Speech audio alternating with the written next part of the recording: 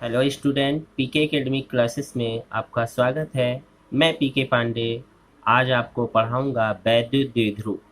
वैद्युत द्विध्रुव ये कक्षा 12 का फिजिक्स चैप्टर फर्स्ट जो है वैद्युत आवेश तथा क्षेत्र, उसी का एक पार्ट है। तो थोड़ा हम आपको दिखा दें कि जो चैप्टर था, ये देखिए आपके सामने कुछ इस तरीके का सिस्टम था। Chapter first, chapter second. तो चैप्टर फर्स्ट जो है, इसी चैप्टर को हम स्टार्ट किए थे। तो इस चैप्टर को जब हम स्टार्ट किए थे, ये एनसीईआरटी पैटर्न है। क्या है? एनसीईआरटी का नवीनतम पाठ्यक्रम था। तो इसमें जो पहला चैप्टर स्टार्ट किए थे हम, उसमें कितने पार्ट है जरा उसको हम देखते हैं। जी हाँ, देखिए, ये था वैद्युत आवेश तथा क्षेत्र जो चैप्टर था। इसमें आपने देखा कई पार्ट में बांटा गया है। वैद्युत आवेश, कूलाम का नियम, वैद्युत क्षेत्र, द्विध्रुव, वैद्युत फ्लक्स, गाउस का नियम, 6 पार्ट बांटे गए हैं। तो बहुत सारे पार्ट, लेकिन मुख्य रूप से 6 पार्ट ही पढ़ने हैं। जिसमें से आप देख सकते हैं यहाँ से लेकर के यहाँ तक जो है, ये तो टोटल एनसीईआरटी का टॉपिक है। एनसीईआरटी का टॉपिक है। लेकिन अगर हम प्राइवेट बुकों में देखें, बहुत सारे बुक हैं, जैसे कुमार मित्तल का हुआ, बालाजी हुआ, अरिहंत का हुआ, इन सारे बुकों में यदि हम देखते हैं तो यहाँ तक को चैप्टर नंबर फर्स्ट बनाया है और इसे चैप्टर नंबर सेकंड बनाया है। तो चैप्टर नंबर सेकंड है गॉस का नियम या गॉस का प्रमेय। गॉस का प्रमेय, इसे गाउस भी कहते हैं, चाहे गॉस का प्रमेय है। ठीक। और यहाँ तक का जो चैप्टर है वो वैद्युत आवेश तथा क्षेत्र, या कुछ बुकों में कूलाम का नियम भी कहा, कुछ बुकों में।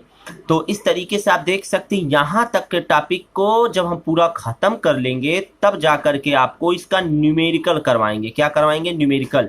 और परेशान मत होइए, इस न्यूमेरिकल वाले पोर्शन को मैं कई पार्टों में, यानी इसका मैं लिखूंगा नंबर फर्स्ट में इसका न्यूमेरिकल करवाऊंगा, नंबर सेकंड में इसका न्यूमेरिकल, नंबर थर्ड में। वैसे जितना टॉपिक मैं पीछे वीडियो में पढ़ाया हूँ, इन सबका कुछ न कुछ उदाहरण दो एक जरूर न्यूमेरिकल करवाया हूँ। ठीक है, जिससे आपको आइडिया लग रहा होगा।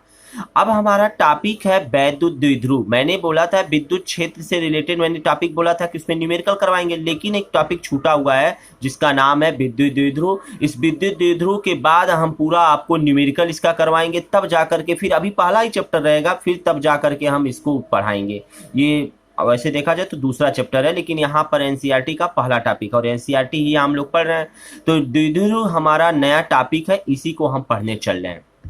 जी हाँ, देखिए, अब हमारा टॉपिक है वैद्युत द्विध्रुव। वैद्युत द्विध्रुव होता क्या है? चलो, इलेक्ट्रिक डाइपोल क्या होता है? द्विध्रुव मतलब जिसमें दो पोल हो, ध्रुव हो। जैसे मान लीजिए आप देखे होंगे, चुंबक देखे होंगे, इस तरीके का चुंबक अगर देखे होंगे, मैग्नेट, ये लैब में दिखाया जाता है। एक तरफ नॉर्थ होता है, एक तरफ साउथ होता है। तो आप देख लीजिए, एक पोल इधर हो गया, एक पोल इधर हो गया। ठीक है, दो पोल होते हैं। तो एक पॉजिटिव एक निगेटिव, दैट्स मीन्स द्विध्रुव, जिसमें दो ध्रुव हो। और भी वैद्युत, वैद्युत के रिस्पेक्ट में तो वैद्युत जब भी आएगा तो समझ जाएगा आवेश होगा, यानी कि यहाँ जो था ऐसे यहाँ आवेश होगा आपको। ठीक है। तो कह रहा है कि मान लीजिए हमारे पास यदि परिमाण में समान परंतु विपरीत प्रकृति की दो आवेशित कण अत्यंत लघु दूरी पर, आवेशित कण मान लेते हैं, एक आवेशित कण ए है, दूसरा आवेशित कण बी है। ये ए है और ये क्या है? ये क्या है? ए, और ये क्या है? बी है। ए पे मैंने माइनस क्यू रखा है, बी पे प्लस क्यू रखा है। तो कह रहा परिमाण, यानी क्यू जो आवेश जो है, दोनों का परिमाण समान है, परंतु विपरीत प्रकृति, प्रकृति मतलब उनका जो प्लस और माइनस चिन्ह जो है वो अलग अलग है। दो आवेशित कण अत्यंत अल्प दूरी है, बहुत कम। यहाँ तो ये दिखाने के लिए, पढ़ाने के लिए आपको इतना दूरी दिखा दिया गया है, लेकिन जब ये जब आप देखेंगे काल्पनिक रूप से, तो ये बहुत अल्प दूरी होती है, बहुत छोटी दूरी होती है, बहुत अल्प है, लघु दूरी पर स्थित है। तो आवेशों के इस युग्म को द्विध्रुव आघूर्ण कहते हैं। तो इनके द्वारा बना हुआ सिस्टम आपने क्या देखा था? प्लस से माइनस की तरफ, प्लस से माइनस की तरफ, ऐसे कुछ बनता था। तो इनके द्वारा बना हुआ ये जो सिस्टम है, ये जो निकाय है, इसे ही क्या कहते हैं? वैद्युत द्विध्रुव कहते हैं। आप समझ गए होंगे। आइए जरा वैद्युत द्विध्रुव से कुछ इंपॉर्टेंट बिंदु को देखते हैं। क्या है? तो इंपॉर्टेंट बिंदु कह रहा है कि दोनों आवेशों को मिलाने वाली रेखा को द्विध्रुव अक्ष की अक्ष कहते हैं। यानी ये जो दोनों रेखाओं को, दोनों बिंदुओं को मिलाया है, इसको हम अक्ष कहते हैं। क्या? द्विध्रुव अक्ष कहते हैं। इसे डाइपोल एक्सिस बोलते हैं। दोनों आवेशों के बीच की दूरी को क्या लिखते हैं? 2l लिखते हैं। तो ध्यान दीजिएगा कहेंगे सर यल क्यों नहीं लिए, लंबाई को यल से क्यों नहीं लिखे, क्यों 2l लिखे? तो जान दीजिए अगर यहाँ यल लिखते हम तो ये जरूर, क्योंकि यहाँ हमारा जो आधा इसका पोर्शन लेते तो ये l/2 हो जाता, l/ आधा आधा करते तो ये कैलकुलेशन में बड़ी प्रॉब्लम डालता न्यूमेरिकल। इसीलिए 2l अगर रहेगा इसका आधा करेंगे तो यहाँ l हो जाएगा और यहाँ l हो जाएगा आधी दूरी पे अगर देखेंगे, ठीक है। तो l पोर्शन में बटा हुआ है, इसीलिए हम क्या करते, दोनों आवेश के बीच की दूरी 2l यानी जिसे द्विध्रुव की लंबाई कहते हैं, और इसे 2l ही लिया जाता क्योंकि ये न्यूमेरिक आगे चलकर न्यूमेरिकल या आगे चलकर के थ्योरम में आपको बहुत सहायता करता है हल करने में, ठीक। द्विध्रुव का कुल आवेश शून्य होता है, किसी भी द्विध्रुव का कुल आवेश शून्य, अरे भाई पॉजिटिव नेगेटिव पॉजिटिव मिल करके शून्य तो शून्य होता, परंतु इसका वैद्युत क्षेत्र शून्य नहीं होता। अगर इसके द्वारा क्षेत्र देखा जाए तो कुछ ना कुछ क्षेत्र होगा, यहाँ पर चाहे यहाँ पर है, देखिए ऐसे ऐसे ऐसे यहाँ कुछ ना कुछ तो क्षेत्र होता है। प्रत्येक वैद्युत द्विध्रुव में द्विध्रुव आघूर्ण होता है, प्रत्येक वैद्युत द्विध्रुव जो होता है इसमें द्विध्रुव आघूर्ण होता है। देखिए माइनस से प्लस से माइनस की तरफ चल रहा है, तो अगर देखेंगे जैसे देखिए शीशा, मान लीजिए यहाँ पर कोई चीज रखें, इसमें मैंने इसको रख दिया, आप इधर दबाएंगे तो उधर उठेगा और इधर दबाएंगे तो इधर उठेगा, तो इसका मतलब बीच से या इसको यहाँ पर फोर्स करके हम क्या करें, इधर इस वाले दाहिने हाथ को देखिए हम इधर धक्का दे रहे हैं और बाएं हाथ को अपने तरफ खींच रहे हैं, तो इनके कारण इनमें एक बल उत्पन्न हो गया। इसे ही कहते हैं हम लोग कौन सा बल, आघूर्ण बल बोलते हैं, यानी द्विध्रुव, यानी द्विध्रुव विद्युत द्विध्रुव के कारण वैद्युत आघूर्ण होता है। आप जरा आघूर्ण समझिए क्या होता है, जरा समझ लेते हैं। तो वैद्युत द्विध्रुव आघूर्ण यानी इलेक्ट्रिक डाइपोल मोमेंट क्या होता है, ध्यान दीजिएगा, ये फर्स्ट ईयर की चीजें हैं, आघूर्ण जो पढ़ाया गया है। अभी यहाँ सेकेंड ईयर में उसी चीज को, तो बस सेकेंड ईयर में थोड़ी सी चीज है, बस जान जाइए क्या है ये। वैद्युत द्विध्रुव आघूर्ण एक सदिश राशि होती है। पहली बात कि सदिश होता है, पक्का है। अगर धक्का देंगे हम इस पेन को, ये नुकीले पेन से अगर इधर मैं धक्का दे रहा हूं तो पता है कि इधर जा रहा है, इस दिशा में जा रहा है, तो ये इधर जाएगा। तो यानी कि क्या होता है, इसमें सदिश राशि होती है जिसका परिमाण एक आवेश के परिमाण, यानी कि जिसका परिमाण जो होता है, यानी कि अगर हम देखें इस द्विध्रुव आघूर्ण का परिमाण क्या होता है, तो कहेंगे इनमें से एक आवेश, यानी इनमें से कोई एक आवेश चाहे माइनस चाहे प्लस क्यू, तो वही देखिए एक आवेश क्यू तथा दोनों आवेशों के बीच की दूरी क्या होती है, 2l के गुणनफल के बराबर होती है। तो देख लीजिए पहला आवेश क्यू और इनमें से कोई एक आवेश पकड़ लीजिए चाहे प्लस चाहे माइनस, और इनके बीच की दूरी 2l, दोनों का गुणनफल अगर कर देंगे तो यही गुणनफल जो होता है वैद्युत द्विध्रुव आघूर्ण कहलाता है। क्या कहलाता है, वैद्युत द्विध्रुव आघूर्ण। तो देख सकते हैं इसकी दिशा विद्युत द्विध्रुव अक्ष के अनुदिश ऋण आवेश से धन आवेश की ओर होती है। देख सकते हैं ये देखिए ऋण आवेश से धन आवेश की तरफ, यह देखिए मैंने दिखाया है, होती है। इसे P से प्रदर्शित करते हैं। तो आइए जरा इसका डायग्राम देखते हैं। ये देखिए diagram, minus Q plus Q दोनों के बीच की दूरी 2l है, और ये माइनस से प्लस की तरफ इसका एक डायग्राम दिखाया गया है, इसकी दिशा में चल रहा है, माइनस क्यू से प्लस क्यू की तरफ चल रहा है। अर्थात द्विध्रुव आघूर्ण का परिमाण जो होता है P बराबर Q इंटू 2l, ये एक सूत्र है, आप इसे याद रखिएगा। नोट, इसकी दिशा माइनस क्यू से प्लस क्यू की ओर होती है, ठीक है। आइए जरा आगे देखते हैं। अगर हम सिंपल तरीके से मात्रक देखते हैं तो द्विध्रुव का अस्थायी मात्रक कूलाम मीटर होता है, और एमकेएस पद्धति में इसका मात्रक डेबाई होता है, डेबाई या डिबाई भी बोलते हैं इसको, ठीक है, याद रखिएगा। द्विध्रुव आघूर्ण का मात्रक डिबाई पूछा जाता है, डिबाई किसका मात्रक होता है, तो द्विध्रुव आघूर्ण का। द्विध्रुव आघूर्ण को आई से लिखा जाता है। कूलाम क्यों कह रहा है, तो अभी आपने देखा P बराबर Q इंटू 2l, तो Q का मतलब कूलाम और L का मतलब मीटर, तो कूलाम मीटर हो गया, बीच में डैश देने का मतलब कूलाम मीटर ही है, ठीक है। एक डिबाई बराबर होता है 3.3 गुणे 10 के पावर माइनस 30 कूलाम मीटर, 3.3 गुणे 10 के पावर माइनस 30 कूलाम मीटर, ठीक। नोट देखते हैं, रासायन विज्ञान में द्विध्रुव आघूर्ण की दिशा धन आवेश से ऋण आवेश की ओर ली जाती है। ये फिजिक्स में माइनस से प्लस की तरफ, यानी माइनस से प्लस की तरफ इसकी दिशा होती है, लेकिन अगर रसायन विज्ञान होती है तो धन आवेश से, यानी कि प्लस से माइनस की तरफ इसकी दिशा होती है, किसकी, द्विध्रुव आघूर्ण की। बीमा इसका देख लेते हैं, तो P बराबर Q इंटू 2l होता है, तो P की बीमा यानी द्विध्रुव आघूर्ण की बीमा क्या होती है, द्विध्रुव आघूर्ण बोलते हैं इसको, ठीक है। और Q का मतलब होता है Q बराबर I इंटू T, I का मतलब एम्पियर होता है, T का मतलब समय होता है, तो A एम्पियर हो गया, T मतलब समय हो गया, तो ये इसकी बीमा हो जाएगी। और T की बीमा यानी और फिर क्या दिया है 2l, L मतलब मीटर, मीटर का लंबाई होता है तो L, तो इसको मिलाएंगे तो हो जाएगा L, पहले लिखते हैं L उसके बाद T उसके बाद ये, तो इसको ऐसे भी लिखते हैं m के पावर 0, L के पावर 1, T के पावर 1, A के पावर 1, इस तरीके से भी लिखा जा सकता है, ये बीमा है। आइए एक एग्जांपल देखते हैं। HCl अणु में, मान लीजिए कोई HCl अणु है, ठीक है, H प्लस और Cl माइनस आयनों को जैसे देखते हैं, H Cl को यदि तोड़ते हैं तो H प्लस और प्लस Cl माइनस में टूटता तो ही करा H प्लस और Cl माइनस आयनों को आवेश वितरणों के केंद्र मध्य की दूरी, यानी इनके इनके बीच की जो दूरी है, इनके बीच की जो दूरी है वो 0.2 एंगस्ट्रॉम है। एंगस्ट्रॉम को हमेशा मीटर में बदल लिया जाता है, तो एंगस्ट्रॉम को जब मीटर में बदलेंगे तो 10 टू द पावर माइनस कितना होता है, आपको पता होना चाहिए, 10 to the power minus 10 metre होता है।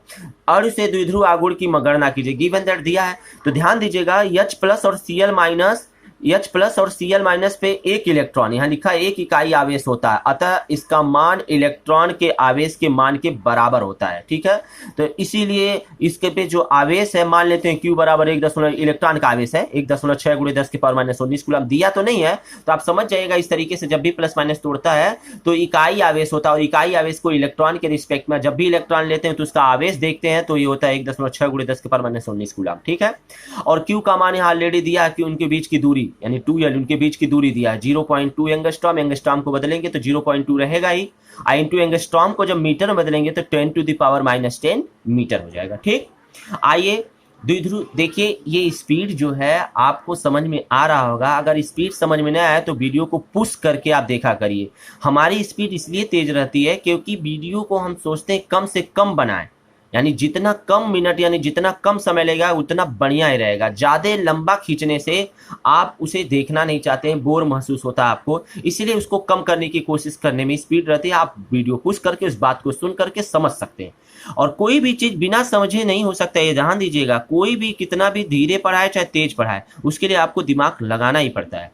द्विध्रुव आघूर्ण देखते हैं तो सूत्र ये होता है P equal to Q into 2L। Q का मान 1.6 गुणे 10 के पावर माइनस 19, इसका मान दिया है 2L का मान 0.2 और गुणे 10 टू द पावर माइनस 10। तो देख सकते हैं 16 दूनी 32 हो गया, कितने अंक पे दशमलव, जी हाँ, तो देख सकते हैं 16 दूनी 32 हो गया, तो 32 लिखेंगे, एक अंक पे यहाँ दशमलव है, एक अंक पे यहाँ, 2 अंक पे दशमलव है, तो 32 को यानी कि एक अंक यहाँ एक अंक यहाँ हमेशा बाएं तरफ लगाए जाते हैं। तो ये देखिए दशमलव इधर लग गया, अरे भाई 1.6 गुणे 0.2 का गुणा करेंगे तो 2 16 दूनी 32 यानी 6 दूनी 12 और 2 एक 9 2 एक 3, तो एक और 2 अंक पे दशमलव, एक अंक पे यहाँ है और एक अंक पे यहाँ, 2 अंक पे, तो 1 और 2 इधर से गिन करके हमेशा दाहिने तरफ से बाएं तरफ गिन करके लिखा जाता है। तो ये हो गया दशमलव, तो ठीक है 0.32 गुणे 10 की पावर 19 और माइनस 10, माइनस माइनस है तो दोनों जुड़ जाते हैं। ध्यान दीजिएगा, जब भी समान चिन्ह होता है तो जुड़ता है, विपरीत चिन्ह घटता है, तो माइनस माइनस में जुड़ जाएगा, तो 19 और 10 यानी 29 हो गया, माइनस 29 हो गया। अब दशमलव के बाद हम याद रखिएगा कि दशमलव के पहले एक अंक जरूर होना चाहिए, तो यहाँ 0 है तो इस दशमलव को थोड़ा सा खिसका के इधर ले जाएंगे, जब इधर ले जाएंगे तो ये जो 3.2, और लेकिन जब इधर जाएगा दाहिने तरफ तो 10 के पावर माइनस 1 लिखा जाता है, यानी कि जब दाहिने तरफ खिसकता है तो पावर माइनस लगता है, बाएं तरफ खिसकता है तो पावर प्लस लगता है। तो ये हो गया -1, ये देखिए माइनस और ये मिलकर के 29 हो जाएगा -30, तो 3.2 गुणे 10 की पावर माइनस 29 कूलाम मीटर। ठीक है, ठीक है, इस तरीके से आप देख सकते हैं। तो थोड़ा सा और जरा हम इसके कुछ पॉइंट को देखते हैं। जी हाँ, अब हमारा इस तरीके से है, वैद्युत द्विध्रुव की भौतिक सार्थकता क्या होती है, कहा जाता है वैद्युत द्विध्रुव का वैद्युत सार्थकता या गुण क्या होते हैं।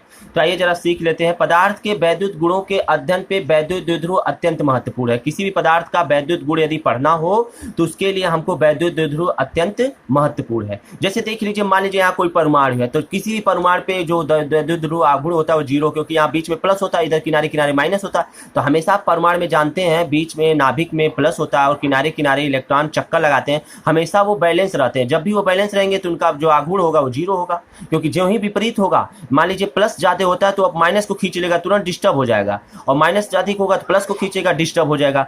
इसी तरीके से अगर किसी भी वैद्युत क्षेत्र में अगर हम रखते हैं इसको तो ऑटोमेटिकली देखिए अपने आप -1 किनारे हो गया, +1 किनारे, तो -1 किनारे प्लस, तुरंत ये देखिए आवेशित हो गया, एक इधर एक इधर, तो इसको हम कहेंगे ध्रुवित, ये ध्रुवण हो गया, इन दोनों के बीच में ध्रुव उत्पन्न हो गया, और माइनस से प्लस की तरफ इसमें देखिए ध्रुव आघूर्ण उत्पन्न हो गया। तो सबसे पहले परमाणु में प्रत्येक परमाणु धन आवेश तथा ऋण आवेश के केंद्र संपाती होते हैं, यानी दोनों के केंद्र संपाती यानी एक ही जगह होते हैं, अतः परमाणुओं का द्विध्रुव आघूर्ण इस पे क्या होता है, 0 होता है। अणु का अगर देखते हैं तो अणु जो होते हैं 2 प्रकार के होते हैं, अध्रुवित अणु और ध्रुवित अणु। अध्रुवित अणु किसे कहते हैं, जिस अणुओं के द्विध्रुव आघूर्ण 0 होते हैं उसे हम अध्रुवित अणु कहते हैं। जैसे O2, जैसे मान लीजिए O और O, यानी जितना इस पे उतना इस पे, ये दोनों का बैलेंस बराबर है। H2, H और H दोनों बैलेंस बराबर है। CH4, यानी ये देखिए कार्बन के पास 4 बैलेंस ही होती है, ये आप पढ़े होंगे उसमें क्या नाम है कि केमिस्ट्री में, यच यच और यच देख लीजिए बैलेंस हो गया बराबर। इसका मतलब इस पे क्या होता है, अध्रुवण होता है। और अध्रुवण होने के बाद क्योंकि ध्रुवता इसकी क्या होती है, शून्य होती है। अध्रुवित अणु में देखते हैं जिस अणुओं का द्विध्रुव आघूर्ण अस्थायी द्विध्रुव होता है, ऐसे अणुओं को ध्रुवित अणु कहते हैं। जैसे HCl, जैसे HCl को जब तोड़ेंगे तो यहाँ से देख सकते हैं H प्लस और प्लस Cl माइनस। तो देखिए प्लस और माइनस दोनों एक दूसरे के डिफरेंट है, यानी कि इनमें आघूर्ण अपने आप उत्पन्न हो गया, जैसे कि यहाँ देख सकते हैं। ठीक है, तो इस तरीके से ये आपका टॉपिक कंप्लीट होता है। अब हम क्या करेंगे, इसमें एक टॉपिक पढ़ाने वाले हैं, जरा देखते हैं। जी हाँ, अब हमारा टॉपिक है वैद्युत द्विध्रुव के कारण उत्पन्न वैद्युत क्षेत्र की तीव्रता। यानी किसी द्विध्रुव के कारण जो है वैद्युत क्षेत्र कितना उत्पन्न होता है उसकी तीव्रता ज्ञात करनी है। ठीक है, तो ये हमारा अगला टॉपिक रहेगा, इसको हम नेक्स्ट वीडियो में तैयार करेंगे। अभी एक वीडियो और चलेगा, उसके बाद न्यूमेरिकल चलेगा। ठीक है, तो इस तरीके से पहला चैप्टर खत्म हो जाएगा। तो ये वीडियो कैसा लगा, यदि अच्छा लगा हो तो लाइक तथा शेयर जरूर करें, और हाँ अपने दोस्तों को शेयर करके बताएं कि सब्सक्राइब जरूर कर ले। सब्सक्राइब करने के बाद बेल आइकन आप जरूर दबाया करिए। जो लोग नए जुड़े हैं वो लोग सब्सक्राइब जरूर कर लें, और हाँ जो लोग पुराने भी हैं, आप सब्सक्राइब करने के बाद बेल आइकन यदि दबाएंगे तभी आपको वीडियो का नोटिफिकेशन और वीडियो मिलता रहेगा। तो आज के लिए बस इतना ही, धन्यवाद।